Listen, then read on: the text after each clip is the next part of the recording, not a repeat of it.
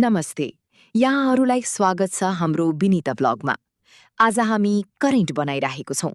पहिला त हामीले प्याज काट्यौँ, त्यसपछि यो प्याज काट्दै गर्दा हामीले करेन्टलाई उमाल्यौँ। त्यसपछि हामीले त्यो उमालिसकेपछि हामीले खुर्सानी काट्यौँ। त्यसपछि हामीले करेन्टको पानीलाई तैरायौँ। त्यसपछि हामीले त्यो करेन्टलाई प्लेटमा हाल्यौँ। त्यसपछि हालेपछि हामीले त्यसलाई प्लेटमा खनाएर त्यसमा मरमसला हाल्यौँ र त्यसमा मरमसला हालेपछि माथि भेजिज हाल्यौँ र माथिबाट अघि काटेको प्याज र खुर्सानी हाल्यौँ र हामीले त्यसमा अघि पकाएको अम्लेट पनि हाल्यौँ र हाम्रो मिठो करेन्ट तयार भयो।